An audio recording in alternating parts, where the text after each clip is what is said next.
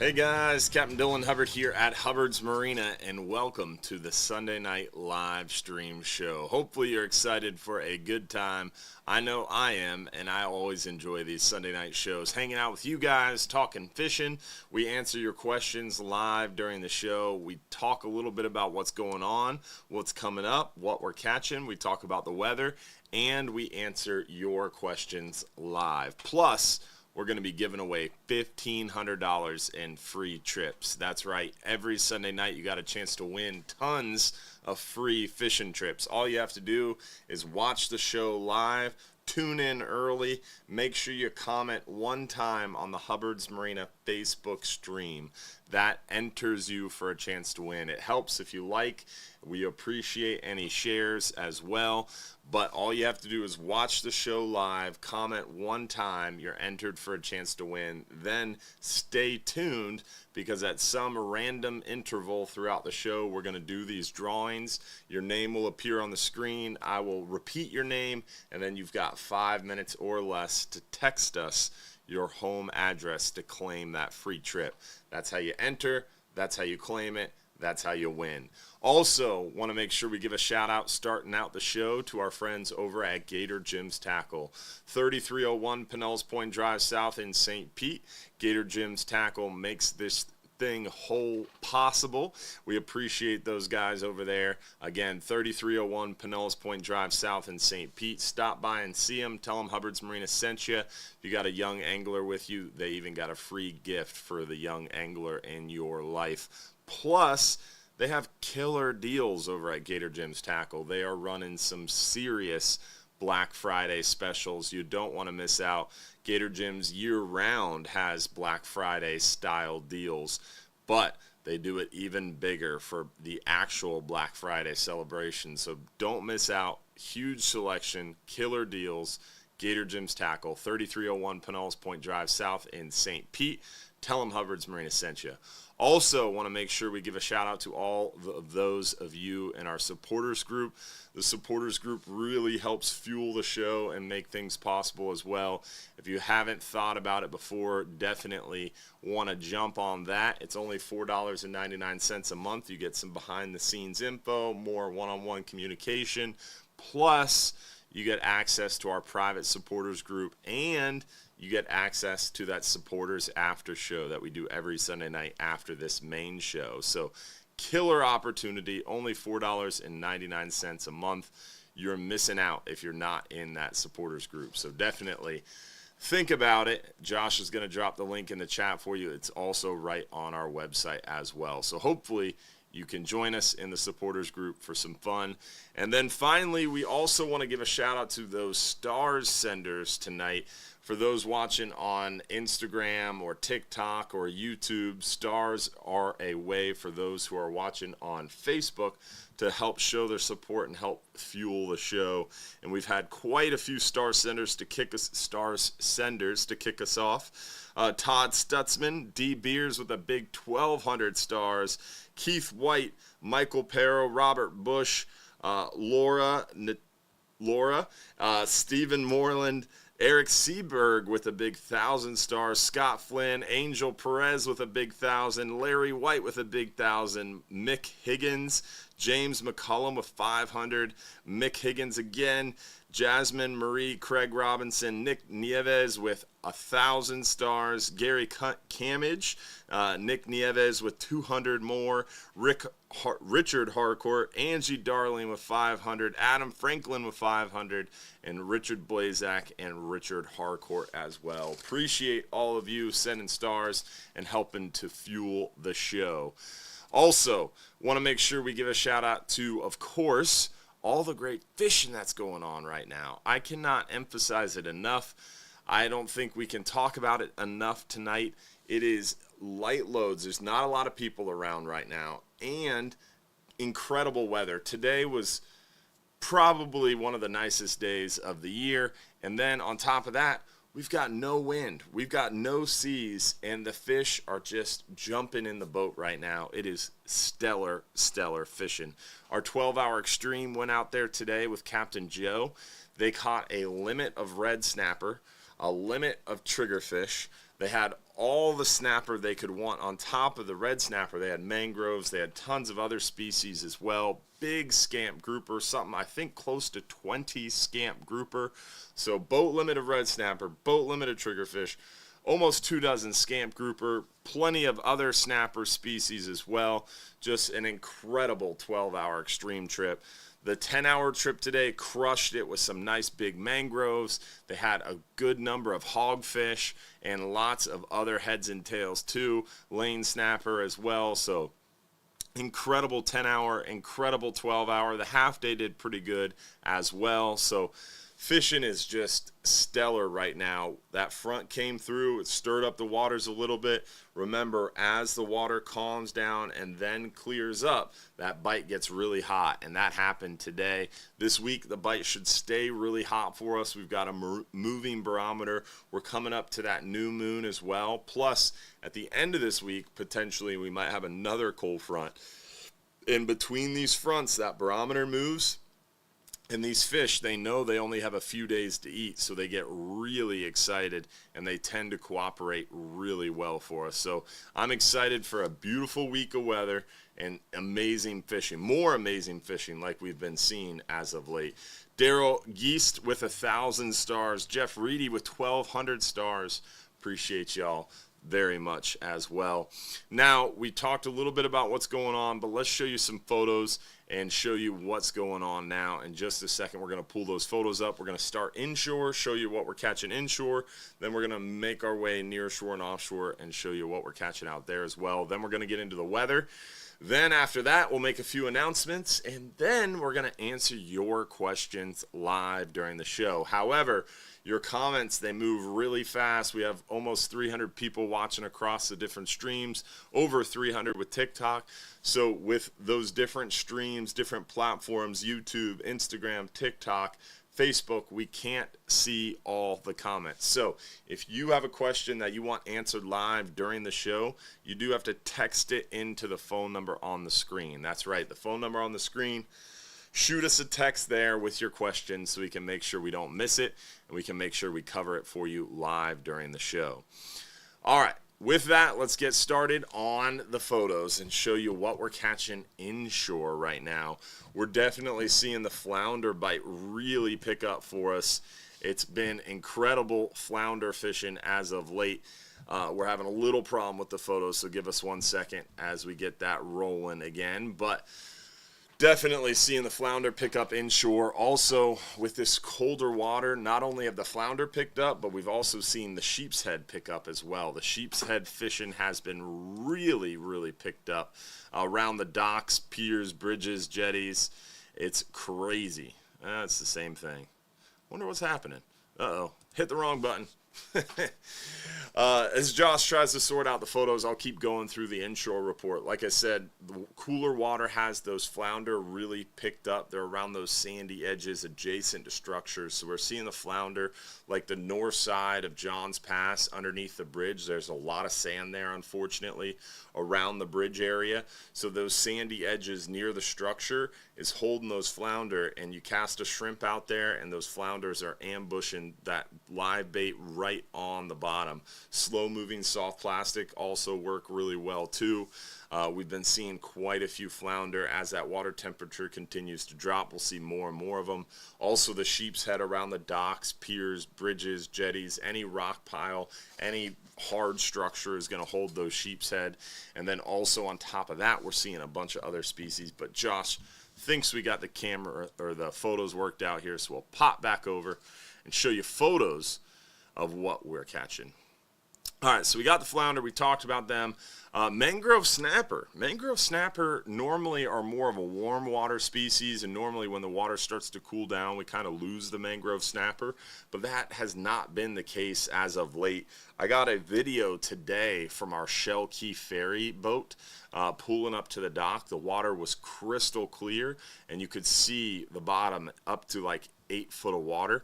And all the rocks there on that very corner of the parking lot where the boat ramp comes in and meets the dock was just choked with clouds of mangrove snapper.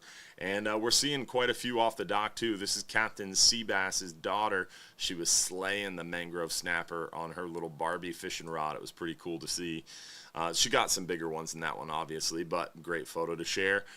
Redfish action has been very good around the area. We're seeing a lot of redfish. This is kind of a bigger one, a couple inches smaller than this, basically like 24 to 28 inches. We've been seeing a ton of those redfish around the Johns Pass jetty, around the bridge, up in the Back Bay waters, grass flats, oyster bars, all of that.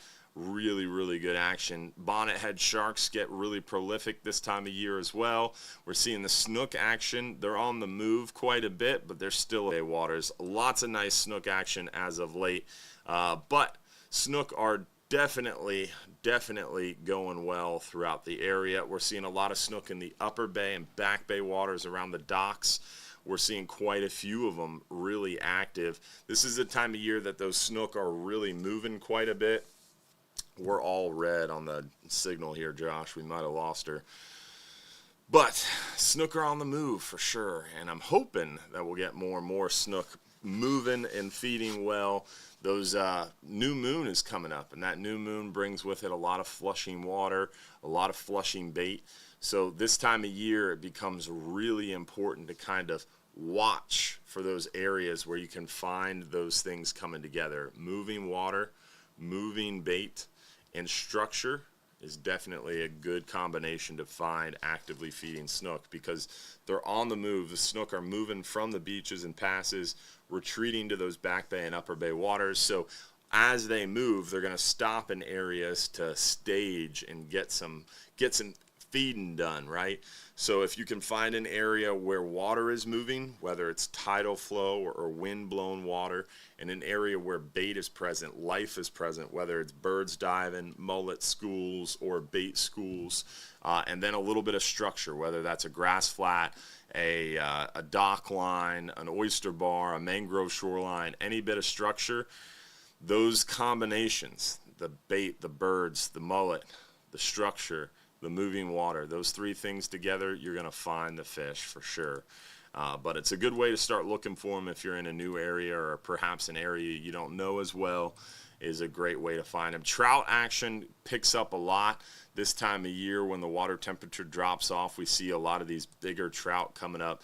They were crushing the trout around Johns Pass on the dock lights and bridge lights. And this week, we've got that new moon coming up. That new moon will concentrate the action around those artificial light sources. So at night, around the dock lights, around the bridge lights, we'll see a lot of trout action. We'll see quite a few snook around those lights as well. And then redfish tend to hang on the bottom around those dock lights as well. But good time of year to go out there inshore fishing with sheep's head picking up, flounder picking up, mangrove snapper still prolific, snook on the move but staging on their way back. A lot of redfish really active right now too. So, and then the trout are getting bigger as well. So all three really exciting things for our near shore or our inshore fishery. Now let's work our way a little deeper and talk about the near shore and offshore stuff. Mackerel action has been really thick. There's a lot of mackerel out there. We're catching them trolling on the way out on our near shore trips. We're seeing some of the catch and release gag grouper even on the half day trips. We're seeing the hogfish bite really steady. It was a little bit tough Saturday because that water hadn't calmed all the way down and it hadn't cleared all the way up. Remember, behind the fronts, you got to wait for the water to calm down and also to clear up. Unfortunately, Saturday was still a little bumpy, still a little stirred up, so it made it a little bit tricky in that nearshore hogfish area because we target the hogfish a little shallower, around 30, 40, maybe up to 50 foot. Once you get past 50 foot, you start to see more of the lane snappers, so we want to try to stay away from them and target the hogfish. So we stay a little shallower, and when that water's moving still and stirred up still. It makes it a little harder to target those hogfish. But today the water calmed down a lot. It cleared up a lot, and the hogfish were super cooperative. And this week it's super calm. The hog fishing should be super, super hot. Some big lane snapper there. Unfortunately, they are going to be closing. Tomorrow is the last day to keep lane snapper until January 1st, when they'll automatically reopen. We got more mackerel action, deep, faster moving water where there's bait present. You're going to find tons of mackerel right now. Some catch and release gag grouper action definitely around. Look at the size of this gray snapper. This was caught on our 39-hour trip. It was a horse. John took this off the hook and brought it upstairs to the wheelhouse and woke up Capt and Will to show him how big this gray snapper was. Big mutton snapper. We're seeing some really nice mutton snapper out there. The 39-hour that just got back. What's today? Sunday. It got back this morning. Man, today's been a long day. I thought that was yesterday. The 39-hour that got back in this morning, they had 7 keeper muttons on their first fishing spot, and they ended the trip with over a little, I think around 12 keeper muttons. So pretty impressive, to say the least, the mutton snapper action around the offshore waters right now. So we're excited. Red snapper's open. We're seeing mutton snapper. We're seeing big mangroves. We're seeing flag yellowtails, porgies, vermilions, almacos. We're seeing scamp. We're seeing triggerfish. We're seeing pelagics, blackfin tuna, kingfish. So it is a good time to get out there offshore right now. Like I said, the 12-hour extreme, catching a boat limit of red snapper, of triggerfish, and then almost 2 dozen scamp. Crazy. Crushing it. This week, Wednesday, we've got a light load on that 12-hour extreme trip, and we've added a brand new 10-hour trip into our schedule Wednesday as well. So if you want to get out there and catch some of these hogfish, Wednesday should be a stellar day, because remember, actually, we haven't talked about it yet, but we're going to talk about it now. Weather. So let's get right into the weather, and then I'll talk about what I was just about to say. So weather-wise, we're going to pop over to hubbardsmarina.com. We're going to hit fishing trips. We're going to scroll down to the weather links page. We're going to go to our 5 and 10-hour forecast area to start, and you can see very clearly gorgeous weather Sunday, Monday, Tuesday, Wednesday. We're going to be closed Thursday for Thanksgiving. And then Friday afternoon, we get a little bit of a cold front, not super strong, so it's going to calm down a little bit Saturday. Sunday looks really good coming up. It should be right between the fronts, so Sunday should actually be a pretty good day. And Saturday doesn't look that bad either, but right behind the front, it's going to be a little bit more bumpy. Water's going to be stirred up, so fishing might be a little bit tougher. But Sunday looks pretty good. It'll be sunny. It'll have time for that water to calm down and clear up, and fishing should be pretty good Sunday, right before it gets downright nautical with a stronger front forecasted Monday and Tuesday. So that should definitely make the fishing excited ahead of time. So Sunday should be pretty good. Saturday maybe okay. Friday morning should be okay before the wind really picks up. Thursday we're going to be closed, but Wednesday should be stellar because we're coming up on a new moon, and it's right before all that weather starts to get turbulent. So Tuesday looks good, Wednesday looks good, Monday looks good. Look at the sea heights, guys. All right, so Tuesday the sea height is less than half a foot. Less than half a foot. It is flat, calm, sunny, and gorgeous. Wednesday, same thing. Almost no wind. No sea, flat, calm, and gorgeous. I mean, this weather does not get any better. I mean, mid-70s during the day, warming up nice, really low 70s. So even a little bit of a light jacket out there on the water, it's amazing. And just such a beautiful time to be out there. And tomorrow, Monday, we have 16 people on the half-day trip. So we've got gorgeous weather. We've got light loads. The fishing is hot. It is a good time to get out there and take advantage of this amazing weather. So Wednesday's 12-hour extreme looks great. We have a Friday extreme trip and a Saturday extreme trip, but as you saw, that wind's going to pick up Friday afternoon, and Saturday it's still going to be blowing a little bit. So I strongly recommend that Wednesday 12-hour extreme or that Wednesday brand new 10-hour trip. It's got tons of room on it. Both would be great options. Richard Harcourt, appreciate the stars. Sent us 3 different sets of stars there, buddy. Andy Moore, John Bull, Sam Lang with the big 490, LaShonda with 500. Appreciate all the stars, y'all. All right, so we talked a little bit about what we're catching now, what's going on. We talked a little bit about the weather. Now it is time to give away our first free trip of the night. We've got a 5-hour half day for 2, a 10-hour all day for 2, and a 39-hour trip to give away. Let's go ahead and kick it off with the 5-hour half day. 5-hour half day for 1 lucky winner, 2 guests. Winner is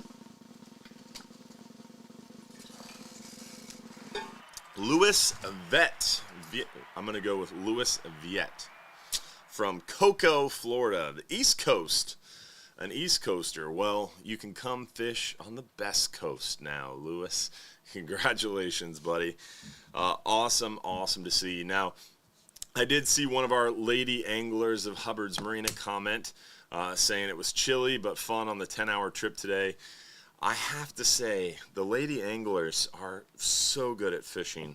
It is incredible. I saw one post from one of our lady anglers. She had 2 keeper hogfish, a massive mangrove snapper, and then a litany of other heads and tails on her stringer. It was impressive. So good to see the lady anglers trip today went really well. And oh yeah, is that my account? Yeah. All right, I'll get you in there. Yeah, they added that 2FA on us. 936823. 612-785. Yeah, love two-factor authentication. It's so much fun. So as I was saying, the 10-hour trip today did really well, and they crushed it out there. A little chilly, but the weather was nice, and fishing went really well for us. So good to see the lady anglers of Hubbard's Marina having a good time. And remember, if you're a lady angler and you want to meet other lady anglers and potentially go fishing with other lady anglers and get to know other lady anglers, we do have a lady anglers fishing club group on Facebook. So it's Lady Anglers of Hubbard's Marina, and we have a whole page of our website dedicated to that group. Josh just shared the link in the chat there. Again, hubbardsmarina.com/lady-anglers. But you can get on there and you can join that Facebook group. I think there's like almost 300 people in it now, and it's all ladies who like to go fishing on trips, so you can kind of get together in these groups. They did it yesterday. There's Sarah. Sarah crushed it today on the 10-hour trip. I mean, I bet we could pull up her Facebook page. You should pull up her Facebook page while we're talking. I was very impressed with her catch. I think she posted it on Facebook. Yeah. Oh, we're in as Hubbard's Marina, so you can't pull it up. I'm friends with her personally on my personal page. But I think you can't change it, right? No. Yeah, that would mess everything up. We can't bring it up. Almost 500. Yeah. Almost 500 in the lady anglers? Wow. Good job, Bonnie. That's awesome. All right, so let's see what our first question of the night is. How many minutes do you usually go out to get to where you fish? Depends on the trip. Every trip is a little different, and most of the time, unfortunately, they're measured in hours on the way out there. 5-hour trip's about an hour ride, 10-hour trip's about an hour and a half, 2-hour ride, 12-hour extremes, a 2.5, 3-hour ride sometimes. 12-hour night trips about 2.5 hours. 39-hour trips like 7 to 9 hours out, so it depends. Are there any marlins? We do sometimes have a chance for marlin, I guess you could say. We've hooked marlin before, trolling on the 39-hour. There are occasional times where the currents come in close enough to make that a possibility.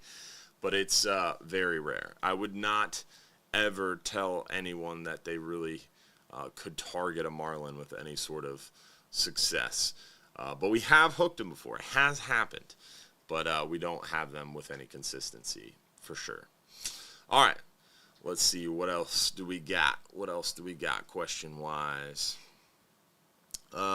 Hey, with lanes closing, besides porgies and gray snapper, what are the primary species to go with the hogfish on all-day trips? Mangrove snapper, beeliners are possible, but keep in mind, if we want to target hogfish, we have to stay a little shallower. We target those hogfish around 30, 40, 50 foot of water. We try to stay out of those lanes because if you go past 50, 60 foot of water, we start to see a lot of lane snapper, and it's hard to get to the hogfish.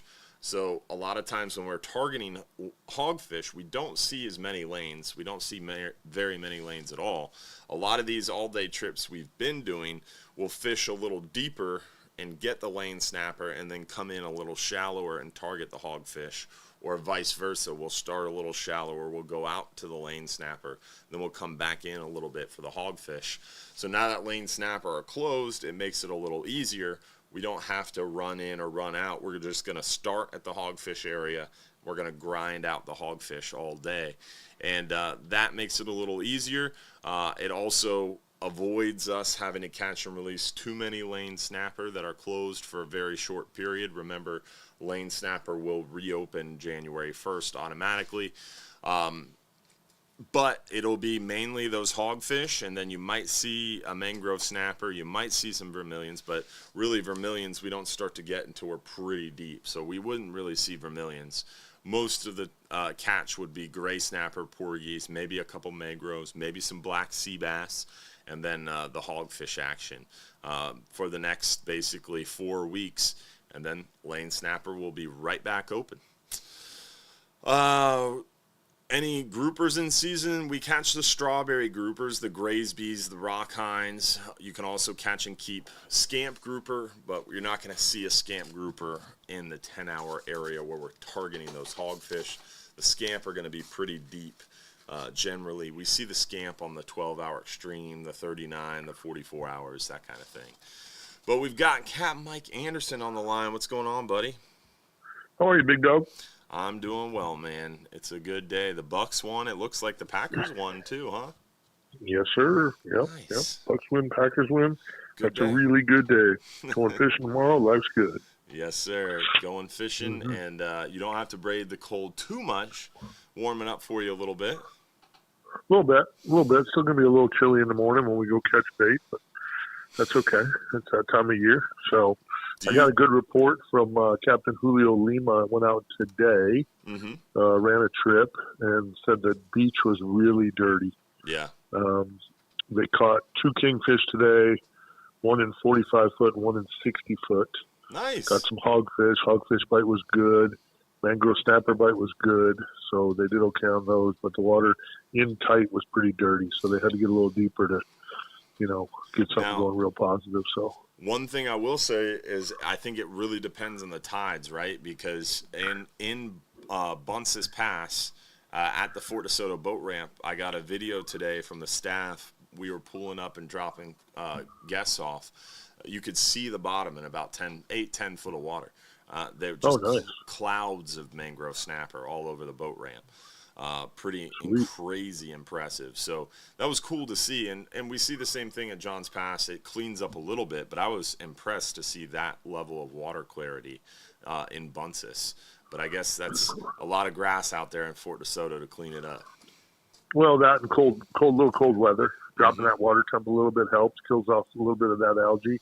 That should continue to improve if we have some more cold fronts like they're calling for us to have. It should get better as we move forward, and you should end up, hopefully all goes well, and by the time we get to January, we're talking about that same visibility in 20 foot of water. Yeah. So we'll see what happens, but that's always the goal. I think it's really good too. I talked about it a little bit on the radio show today. I think that's good because what happens is that sun can get down to that bottom. Yeah. And really get some of that deeper grass growing a little bit. And I think that helps the bay. I really do. I think it helps our estuary, for those fish that don't want to be riding up skinny all the time. Gives them, a good ambush point, gives the bait a place to hang out and hide. So hopefully, that all comes together. We have a good winter with a little bit of cold, nothing too crazy, but a little bit of cold weather to clean things up, and, it should be exciting. Yeah. It's looking sexy, as Capt Mike Anderson would say. Yes, sir. Yes, sir. Sexy is a good thing. And this week looks really, really good. Oh, yeah. I mean, so good. Just gorgeous weather right ahead of that new moon. We've got a lot of moving barometer action. It should just be an incredible week of fishing prior to that cold front action Friday, late afternoon, and into Saturday. And then it calms down a little bit. Sunday looks really good before yet another front. But, I mean, getting a cold front Friday and potentially getting a cold front Monday, remember, this is pretty far out, guys, so those things can change. And a lot of times this year, or this time of year, they do change those forecasts. So Don't put a lot of bank in it yet, but potential for a Friday afternoon cold front, making it windy into Saturday, calming down, being nice Sunday, and then potentially another front Monday. But Friday and then Monday, if that forecast holds true and that happens, you get two pretty decent cold fronts back-to-back within a 3-day period. That's really going to shake things up for our area and get some things moving. Yeah, that'll stir the pot for sure. That'll stir it up good. But we'll see what happens. We got the holiday in here. So the other thing you got in there is, on Thanksgiving Day, there won't be a lot of people fishing. Mm-hmm. So you get a really light pressure day in there right before the moon. That should help. And a lot of people will be out Friday because a lot of people are off, and it should be really good by the time we get there, especially if you can fish ahead of that front. Just before that front rolls in, it should be dynamite on that tide. Yeah, those fish, they have that lateral line down the side, and that's a barometer. They can feel that bad weather coming. When they feel the approaching low, an approaching low pressure is a cold front or a hurricane or a tropical system. We all know all three of those things bring bad weather, and so do the fish. They sense it, so they get really hungry and feed actively before that bad weather's coming, because they know they're going to have to take shelter. The water's going to get stirred up and murky. They're not going to be able to eat as well, so they want to do some good eating before those fronts come in. So I'm excited this week for sure. Yeah, me too. I can't wait to get out there and get to work and see what we find. I'll probably end up inshore tomorrow. With that dirty water close. Yeah, but we'll see. And the flounder open at the end of this month, right? Flounder open at the end. That's a good question. I don't know the answer to that for sure. Yeah. I don't target them very often. They're more of a bycatch for me. So I don't like to clean them. I don't like to clean them unless they get pretty big anyway. Yeah, so that's why I don't target them. A lot of people, it's not that they're that hard to clean once you know what you're doing, but I just, off of smaller legal fish, there just isn't a great amount of meat on there for me. Mm-hmm. So I'd rather leave them alone, catch them, get a picture, let them go. And the problem is flounder tastes so good that when a customer or someone on my boat catches one that's legal, they want to keep it. Yeah. And I don't blame them. I understand. But I like to, I like it in the summertime when we catch those big ones in deeper water out there in the shipping channel. Yeah. That July, August bite real deep. That's a really, and then you get some really good ones. Get really some good size to them. Yeah, really, really good West Coast flounder. So I'd rather leave them alone this time of year and pick on them come July and August if possible. Well, those flounder, for those who are wondering, they close October 15th, and they reopen after the end of November. So basically, half of October, the whole month of November, they're closed for spawning season protection. I was gonna wonder if that was a spawning deal. Yeah, that was one of those things FWC passed in state waters, and since there wasn't any federal regulations, they pushed those federal regulations, or those state regulations, into federal waters. So it does apply even to those near-shore artificial reefs where we see them pretty big this time of year for sure. Yeah, that's where they're out there spawning.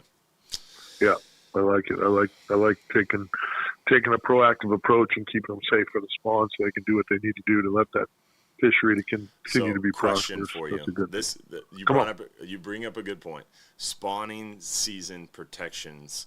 It's such a catch-22 kind of circular argument for me, and this happens a lot at the federal meetings and around the council table. Everybody's like, oh yeah, spawning protections, that makes logical sense, and to me it makes logical sense too, right? Fish are spawning, let's let them relax for a while and not bother them. But we fish red snapper during June, July, all year, or every year for like ever, right? And they spawn June and July.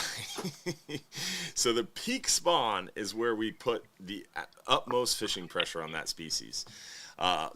Amberjack have had a spawning season protection closure for 15 years, and they just keep getting worse and worse and worse. The stock health, the biomass continues to decrease. It's just a downward trend for amberjack, and they're closed completely during their spawn for years, for over a decade now. So you see things like that where red snapper doesn't seem to matter. Amberjack, no matter what you do, they can't seem to recover. So and then also you think about it like this. All right, so if you're protecting them during their spawn so they have a chance to spawn, the day after the spawn and the season opens back up, you kill that fish. Now he's not going to be able to spawn out the next year. If you kill him the week before his spawn, he can't spawn that year, but then he can't spawn the next year either, you know? So what does it matter? It's an interesting question, right? Sure. Yeah, it really is. I mean, the other thing is, I wish I knew. I think one of the wild cards in all of and you know where I stand on science. I think we need to spend a bunch more money. We need to get the science right. We need more of it, 100%. Yeah. You know where I stand on that. With that being said, I always wonder, no matter how much science we get, how much of it is cyclical. Mm-hmm. And I don't know. I wish I knew the answer. I wish we had enough long-term scientific data to know that it's a cycle.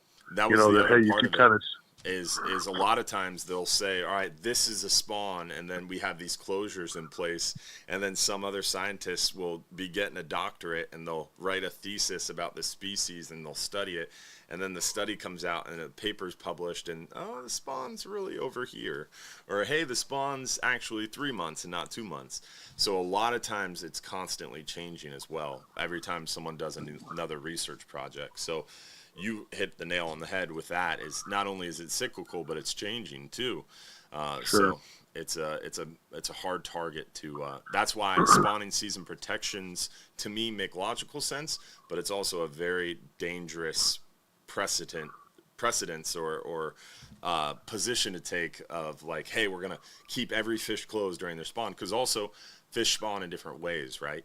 So you have fish like gags that create aggregations, and all of a sudden you'll get thousands of gags on one rock, and they're doing their thing in one big group. That's a good reason to protect that rock and close that area. That's why Madison Swanson, the Stickies, the Edges, these large areas are closed completely for 3-month periods, because they don't want people getting on top of that stack of gag groupers and killing them all, right? Right. So, yeah, sure. Yeah, and they keep commercial boats out of there for that reason. So those type of things make a lot of sense, but it's an interesting conundrum with spawning season protections. It's a passionate subject. Yeah, and I think you know what we have to remember, and I know it's not, especially for the offshore guys, it seems like it's not the greatest take.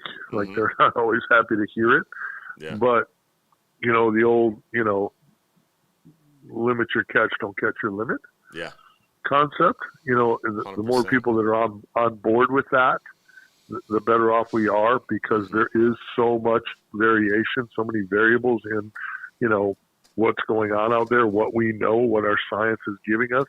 There's so much swing from side to side and from year to year and from month to month that I just think it's the right approach. If you really love fishing and you want to be able to do it for, the next 100 years, then I think it's upon all of us outdoorsmen to, take care, be good stewards of our outdoors. I mean, it's just take care of what we got. Yep. Don't just fill your freezer full of fish, And again, I'm a relentless knives guy. I'm not anti-fresh fish, I promise you, but I'm also don't have a freezer full of it because, well, I do have a lot of venison. There's no doubt. That's not my fault. I can only shoot them for part of the year. If I could shoot them year round, then it'd be different, but I can't. Yeah. And So, like a lot of our guests, they come into town, right, and then they go back home. So I think it depends on the application too. But sure, I hear of you. course it does, and I totally understand it. I'm not picking on those. You know, I've got good friends who are fill the box guys. I mean, I understand it. You know, I've got good friends who are commercial fishermen. I get it. I understand it.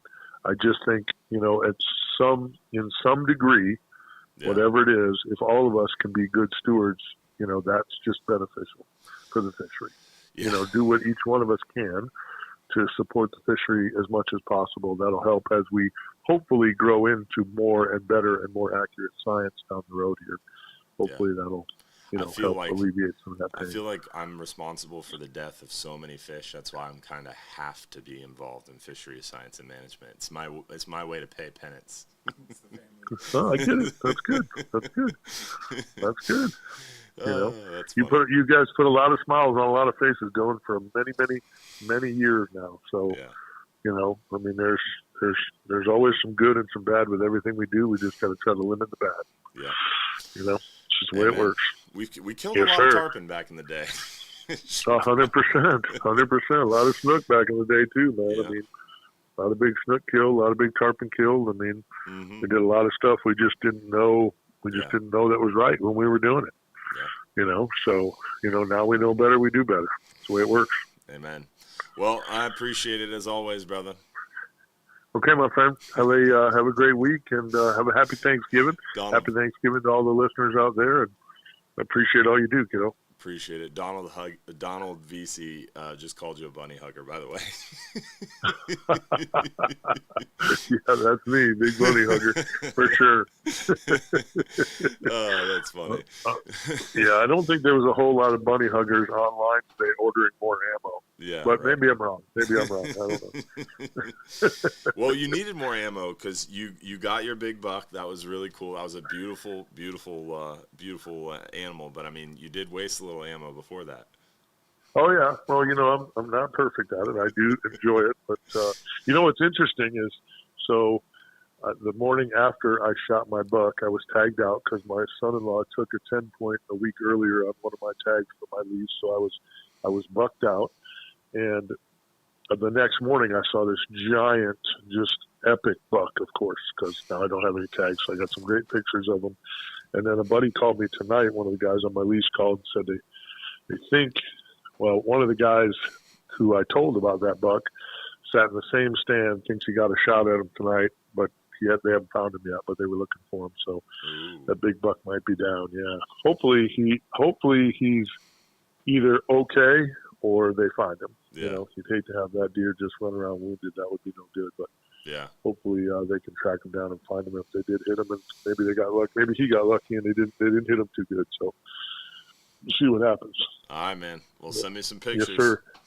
I will. You guys have a great Thanksgiving. Tight lines. Everybody be safe out there. See you, buddy. All right, pal. Always a pleasure with our Capt Mike update and Donald VC wins comment of the night so far. That made me crack up. That's Mike's favorite term, bunny hugger, and Donald turned it around on him. Don did. All right, so let's see here. Is it safe to eat fish that we catch inshore? Yeah, for sure. Definitely a lot of water quality testing has been done as of late, and nothing to be worried about as of late.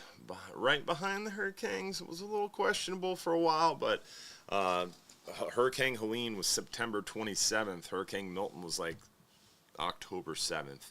So we're almost 2 months from the hurricanes at this point. So water has had time to heal itself and definitely looks a lot better.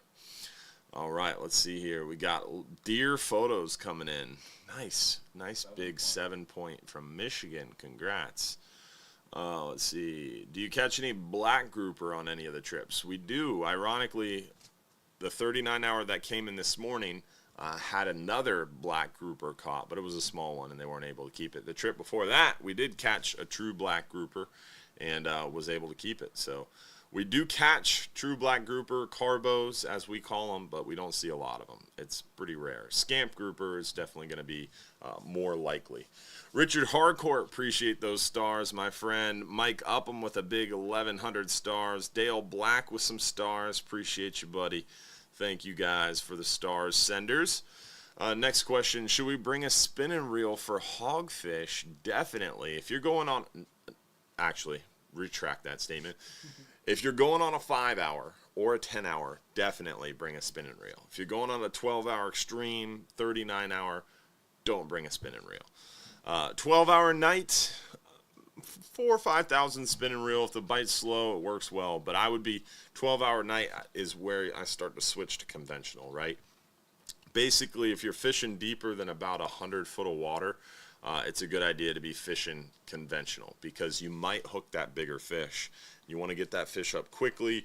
You want to get them up off the bottom successfully. So a conventional reel has lower gear ratios, which is going to give you more power. Spinning reels have really high gear ratios, which give you a lot of speed, but they have very low power. A spinning reel with a high gear ratio is like 6 gear in the truck, right? You're not going to get a lot of towing torque to get that trailer moving. But lower gear ratios is just like being in first gear. Off the line, you're going to be able to get a 10,000 pound trailer moving, no problem.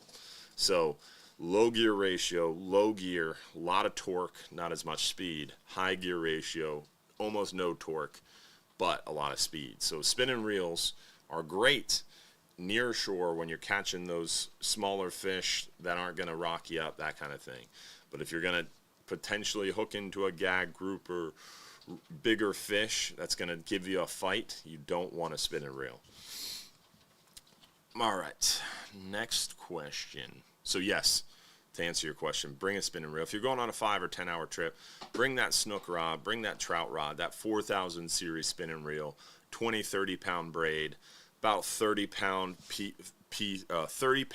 about a 15, 20 foot piece, do a line to line knot to your braid to that 15, 20 foot piece of 30 pound. Then put a 1-2 ounce egg sinker on and about a 3 or 4 aught hook and bring a lot of shrimp.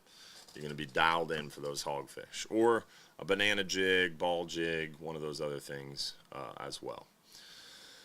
Friendly Fisherman Restaurant coming along. Yes, the Friendly Fisherman Restaurant is completely reopened upstairs. Their menu is still limited, but they're slowly adding menu items, and we're planning to be back to more of a full menu by January 1st. The Dock Bar. If you have been to the Friendly Fisherman before, downstairs in the bar area, you will not recognize it now. It is amazing. We spent quite a bit of money, and we worked with Captain Dave Singletary, who you guys might remember. Some of you guys might remember. Captain Dave ran the 39-hour. He ran the 12-hour extreme with us. He worked with us for a while, a couple different times. He has got a new job with the Tampa Bay Harbor Pilots, but he does a little side business where he does epoxy countertops, bar tops. And holy cow, he crushed it. We have these brand new bar tops in the Friendly Fisherman Bar. It's gorgeous down there. So we're going to have a big grand reopening party. We're planning hopefully sometime around like January 6th, 7th, somewhere in that time frame. But once we iron that out and finalize it, we'll of course be announcing it. But it'll be a good time, throwing a big party to celebrate it. So we'll have photos, we'll have video, and we'll have a big, huge party. But yeah, like, have you seen those like Strike Lines charts or Seymour map charts, the topographical maps of the Gulf of Mexico, like Garmin relief shading, where you can see the bottom of the Gulf of Mexico? That's what the bar looks like. It's sick. It's sick. All right. We see you guys don't bring eels over the rail. What if someone wanted to harvest one? Ew. We have brought them over the rail, and actually I've had people who want to eat them, so we'll bring them over the rail and just cut the line into a bucket, and we'll let them sit in the bucket, throw some ice on them. So yes, we have brought eels into the boat, which just generally we don't unless someone really, really wants it. and then it's on you. Let's see here. The April 26th, so our 10-hour trips, our half-day trips are open for next year. So if you want to book a trip for next year, half-day trip, a 10-hour trip, a dolphin trip, those are open and bookable already. But if you want to book a 12-hour extreme trip, 39-hour trip, 44-hour trip, a specialty trip for 2025, those trips will become public December 1st at 11 a.m. December 1st at 11 a.m. That's this coming Sunday. So a week from today at 11 a.m., all those 2025 trips will become public. So if you want to book a trip for 2025, a 5-hour, 10-hour dolphin tour, whatever, you can book that now. If you want to book a 12-hour, 39-hour, 44-hour for 2025, you got to wait until December 1st at 11 a.m. All right, let's do our 10-hour all-day. Speaking of 10-hour all-days, let's do our 10-hour all-day trip giveaway, and then we'll answer a few more questions before we wrap this show up here. So 10-hour all-day for one lucky winner, 2 guests, goes to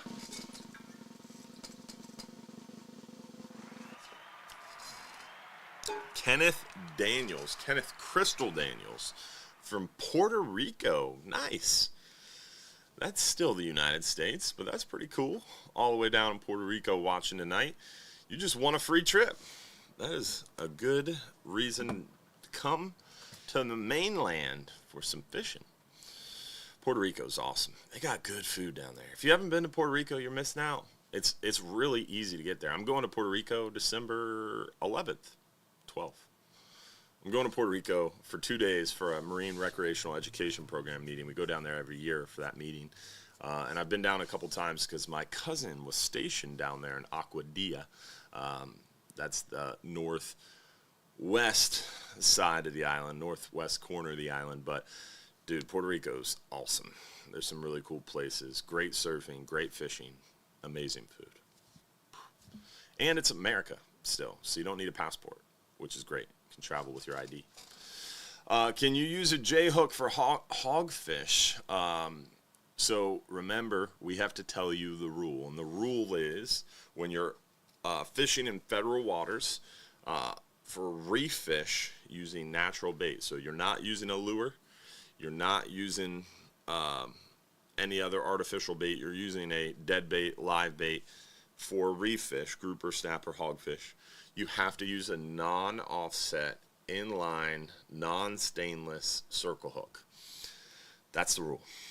So if you're asking me about a J-hook for hogfish, I have to tell you that rule. I did it. But you can use a ball jig, banana jig, and then you're using a jig. So there's a way around it. The gray area, if you will. I've never seen hogfish on a menu. You can. There are places that serve hogfish on a menu, but they are not very many. Hogfish is hard to commercially harvest. It's not illegal to commercially harvest, so there is places that you can get hogfish.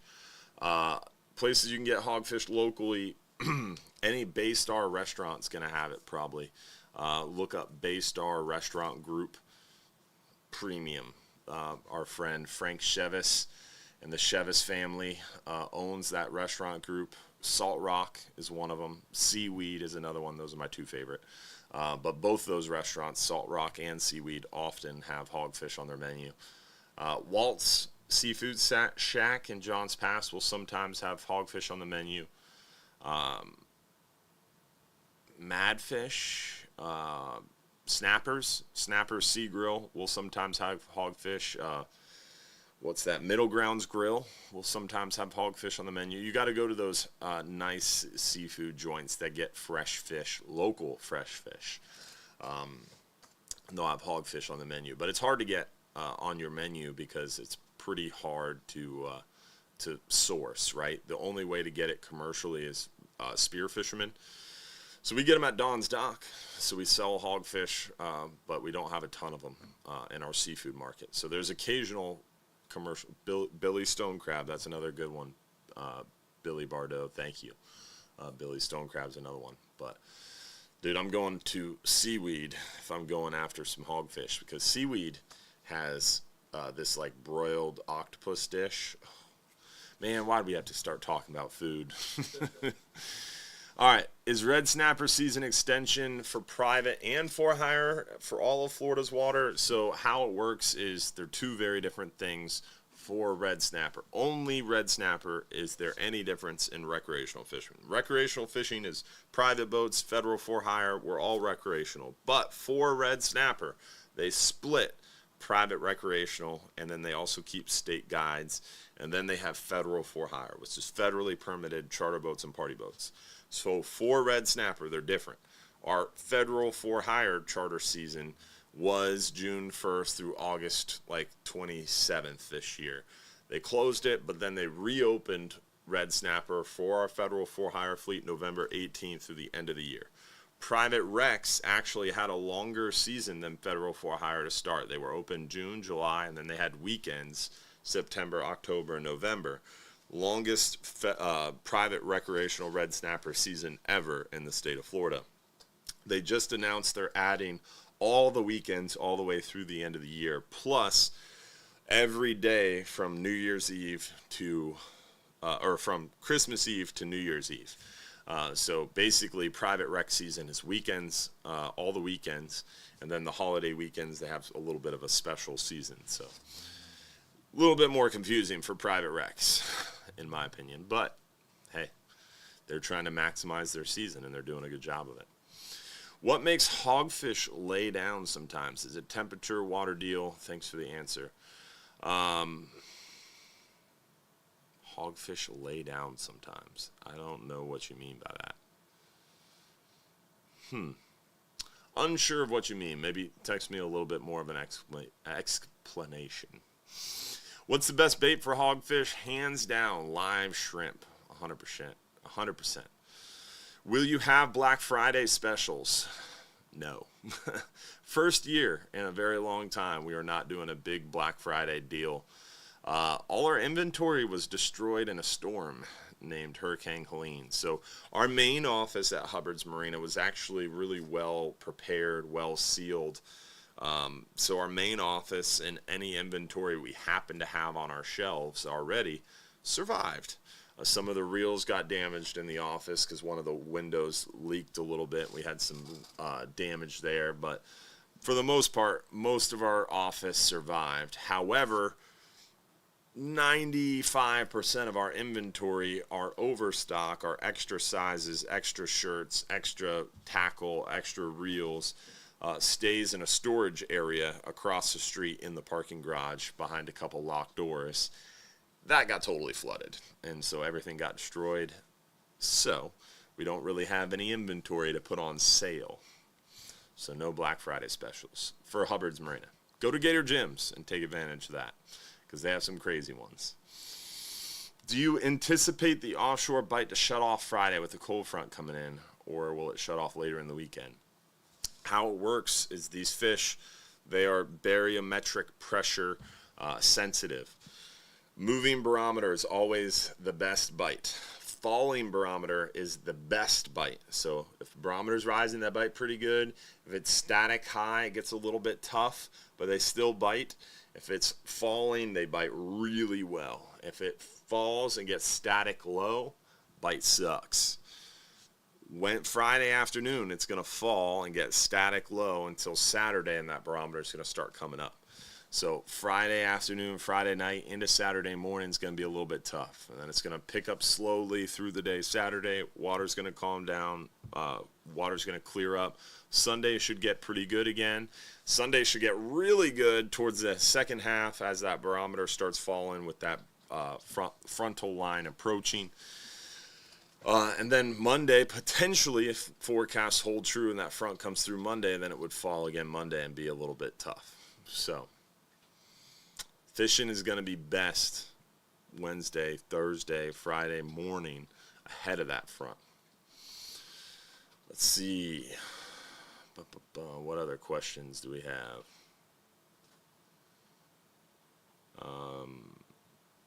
How rare is it for a wahoo on the 10-hour trip?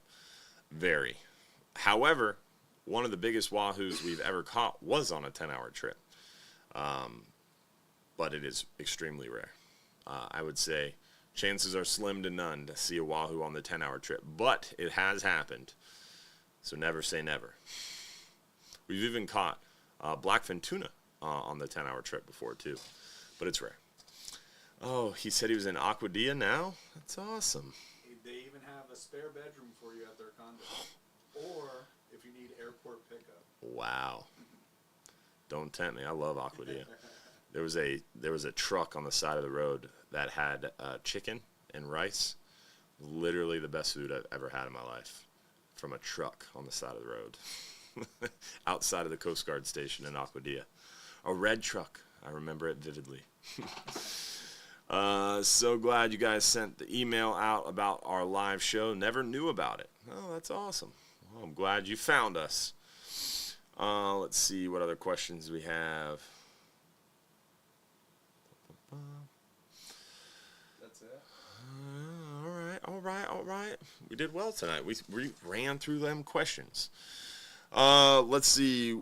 We do have a few announcements to go over. Seasons reminder. A lot of people asking about seasons and when do they announce the seasons. They don't really. They do a really bad job of trying to tell us what to expect the next year. That's why I like going to those meetings, because I have an idea of what to expect. Another reason I like to go to those meetings, outside of paying penance for all the fish we kill, there's 5 main fish that have kind of fishing seasons or closures, right? The 2 grouper being the big ones for us, right? Red grouper. We know red grouper will open January 1st. Red grouper does not have a season, but the quota is small right now, and it gets projected to be met, so they have to close the season. That's federal law. They can't allow overfishing, so they have to take measures to prevent overfishing, and that for red grouper is an accountability measure, which states when the quota is projected to be met, the regional administrator must close the season or close the fishing.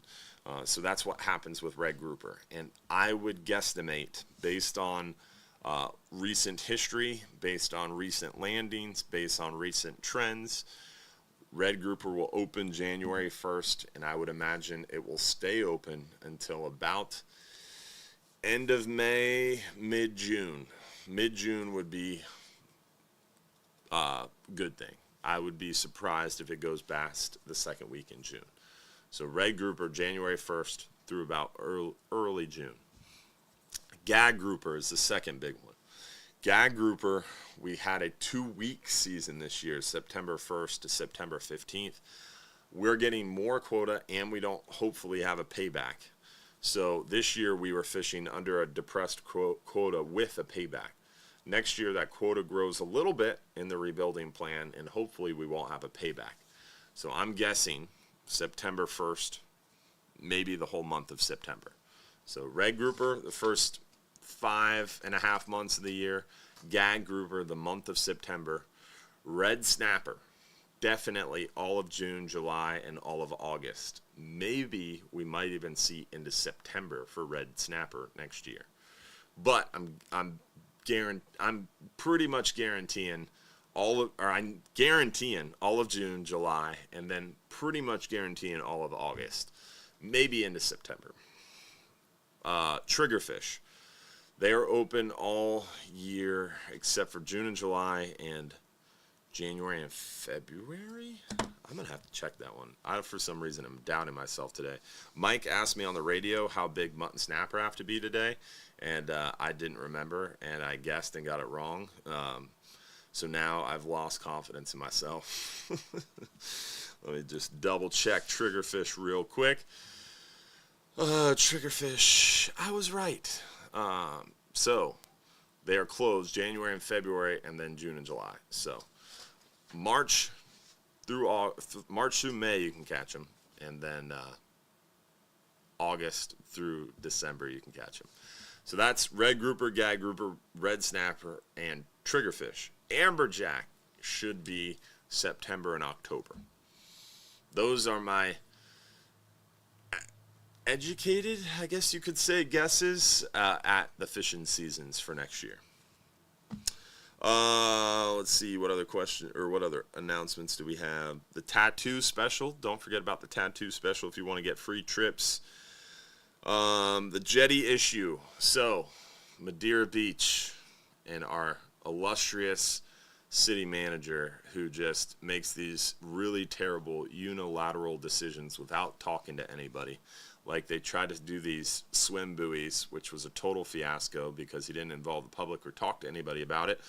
We paid to put pilings in, then we paid to take pilings out, then we paid to have public meetings where nothing was solved. Classic, great move, Mr. City Manager.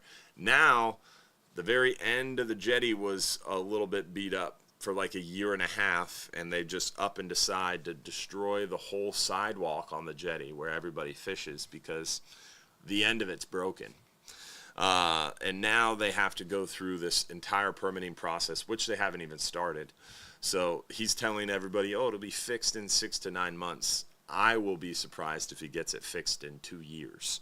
Super frustrating situation out at the jetty. Plus, they've put up this really ugly fence and these caution tapes, and they're sending sheriff officers out there to harass fishermen who try to fish from around the jetty. I've been talking with the city leadership, not the city manager, but the city leadership, like our very nice and very communicative mayor, Mayor Brooks. And she has told the city manager and Public Works twice now to move all that stuff and let us fish from the jetty.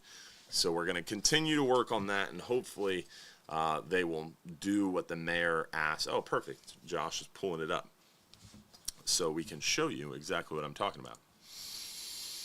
So you can see over here, this is the Johns Pass Park, and they have this really ugly fence set up, and then they have caution tape on this berm. So this area of the jetty is fenced and then caution taped. And if you're in here fishing, the cops will come in there and harass you and tell you to leave, and they're real mean about it. Which I understand the cops are just doing their job. They're trying to keep people out of an area they're not supposed to be. But the city mayor asked the city manager and Public Works to remove all of this and let fishermen access the jetty, and they haven't done it yet. So I sent pictures and videos to the mayor today and asked her to follow up with the city manager, and she said she would, and she's really good about that kind of stuff. So I'm hoping we'll be able to be back fishing the jetty this week when the city manager finally decides to do his job and listen to the city mayor. Final Friday, while we're on the subject of the city manager, was killed by the city manager. Final Friday is no more. The city manager told us when it came to a time where Caddies wasn't able to donate, Caddies was donating like 30 grand every Final Friday to do the band, to do the stand, to help make everything happen for Final Friday. Huge supporters of the community, Caddies was. And unfortunately, Caddies is now closed. So obviously, they're not going to be putting out these huge amounts of money. And the city manager told us in a public meeting that if ever Caddies wouldn't or couldn't do that, that the city would step in and take over. Well, you can guess what the city manager told me. So no Final Friday now. So jetty issue, Final Friday, unfortunate circumstances. But we're working on both of them to hopefully resurrect something. Those were our two big announcements. We talked about the seasons. So I think we covered pretty much everything we needed to cover.